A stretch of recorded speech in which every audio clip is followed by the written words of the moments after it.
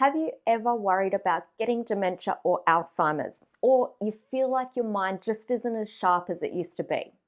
Most people would think insulin resistance is just about diabetes or weight gain, but research is uncovering powerful connections between insulin resistance, memory loss, dementia, and Alzheimer's disease. In this video, I'll explain what insulin resistance actually is, the cause of insulin resistance, how it affects weight, memory, mood, and cognitive function, what dementia and Alzheimer's is, and how you can help protect your body and your mind with tips for you and your loved ones. I'm Kylie Taylor, and I've been a PT for over 10 years, specializing in helping people both face-to-face and online reach their fitness goals. So what is insulin resistance? Insulin resistance is a condition where the body's cells don't respond properly to insulin. Insulin is a hormone that helps move glucose, sugar, from your bloodstream into your muscles and organs to be used for energy.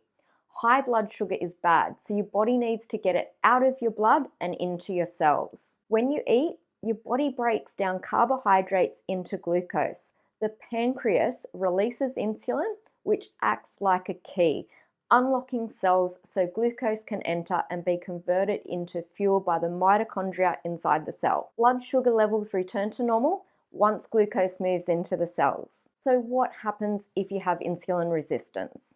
Well, your cells stop responding properly to insulin's key. As a result, glucose can't enter the cells easily and builds up in the bloodstream. The pancreas tries to fix this by making more insulin, leading to higher insulin levels. Over time, this can exhaust the pancreas and increase your risk of developing type 2 diabetes, heart disease, fatty liver, and cognitive decline, which can lead to dementia and Alzheimer's. What are some causes of insulin resistance? So let's talk about some of the key reasons you can become insulin resistant. If your diet is producing high levels of insulin day after day due to poor diet, eventually your cells become desensitized to insulin signal. And as a result, glucose stays inside the bloodstream instead of being used for energy. The pancreas tries to fix the problem by producing even more insulin, making the issue worse. Resistant starch. Normally, foods like breads and pastas raise your blood sugar levels very quickly, and this puts more pressure on your pancreas to create insulin. Over time, this can result in insulin resistance. However, we can manipulate the starches we consume so that they break down slowly and reduce the blood sugar spikes. This also promotes short-chain fatty acids like butyrate, which reduces inflammation and improves insulin sensitivity. By cooling starchy foods like bread, rice, pasta, and potatoes down overnight after they're cooked, you can cause some of the starch to crystallize, which is called starch retrogression.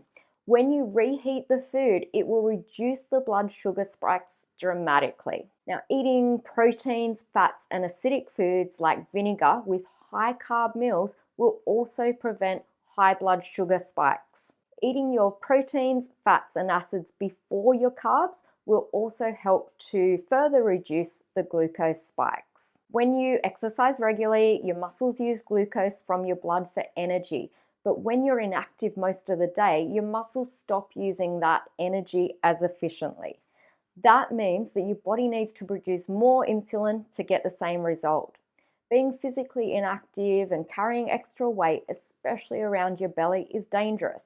This type of fat, called visceral fat, releases inflammatory chemicals that interfere with insulin. And this creates a vicious cycle. The more insulin your body produces, the easier it becomes to store fat around your middle, which in turn increases insulin resistance even more. When you're under constant stress, your body releases cortisol, a hormone that raises blood sugar levels. When stress is ongoing, it keeps your blood sugar and insulin levels elevated. And over time, that chronic cortisol response makes your body less sensitive to insulin and encourages fat storage, particularly around the waist. Sleep is one of the biggest hidden factors to consider.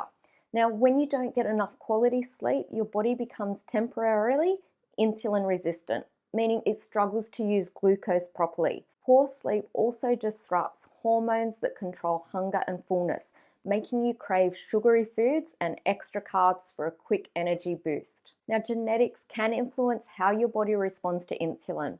If your parents, grandparents, or siblings have a history of type 2 diabetes, high blood pressure, heart disease, or metabolic issues, it can increase your risk of developing insulin resistance. However, having a family history doesn't mean it's inevitable. It simply means you need to be more proactive.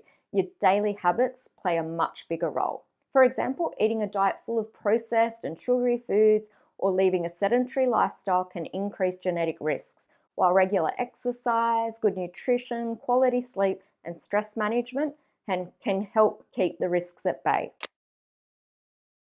Insulin resistance has an effect on your whole body. When your cells can't use glucose properly, your body starts storing more fat, especially around the belly, and that extra weight increases inflammation. But here's where it becomes more serious. Insulin resistance also affects the brain. Your brain relies on a steady supply of glucose for energy, and when insulin can't do its job effectively, your brain struggles to get the fuel that it needs. This can lead to brain fog, poor focus, low mood, and memory problems. Over time, this lack of energy and increased inflammation can damage brain cells, which is why researchers are finding such a strong link between insulin resistance and cognitive decline. What is dementia and Alzheimer's disease? Do you know the difference? Drop a comment and let me know if you knew before this video. Now, dementia is the general term used to describe a decline in brain function that affects memory, thinking, behavior, and the ability to perform everyday tasks. It isn't a single disease, it's a collection of symptoms that can lead to problems with short-term memory, language, clear thinking, judgment, focus, mood, behavior, and personality. Alzheimer's disease is the most common cause of dementia, responsible for around 2/3 of all cases. It's a progressive brain disorder that slowly damages and destroys the brain's nerve cells. Abnormal protein buildups form in the brain, known as amyloid plaques and tangles, that interfere with how brain cells communicate and eventually cause them to die. Here are some important steps that you can take right now. Move your body daily. Strength training, walking, and anything that gets your muscles working helps them use glucose efficiently. Eat a clean diet. Choose whole, unprocessed foods, plenty of protein, healthy fats, and fiber-rich veggies. Limit refined carbs and sugary foods. Prioritize sleep to reset your hormones and improve insulin sensitivity. Manage stress with breathing exercises, stretching, or time outdoors to lower cortisol levels. Maintain muscle mass as you age. Muscle is your best defense against insulin resistance. It keeps your metabolism strong and your brain well fueled. Look out for your loved ones. Encourage regular movement, balanced meals, and routine health checks, especially if dementia or diabetes runs in the family. So in summary, insulin unlocks the cell and allows glucose to enter cells to make energy. Insulin resistance, the lock stops working and the glucose remains in the blood. How do you get insulin resistance? A poor diet full of refined carbs and sugars, not exercising every day for at least 20 to 30 minutes at a level 7 out of 10, too much stress, not enough sleep, and family genetics can play a part. Now, if the glucose can't reach the cell cannot create energy and your body will break down. Dementia is the general term used to describe a decline in brain function. Alzheimer's disease is the most common cause of dementia. Abnormal protein buildups form in the brain and interfere with how brain cells communicate and eventually cause them to die. What you can do: eat a clean diet, limit refined carbs and sugary foods, move and exercise daily, prioritize sleep, and manage stress to lower those cortisol levels. Maintain muscle mass as you age. It's your best defense against insulin resistance. And look out for your loved ones, especially if dementia or diabetes runs in the family. So now that you're all fired up to start taking better care of yourself, what now?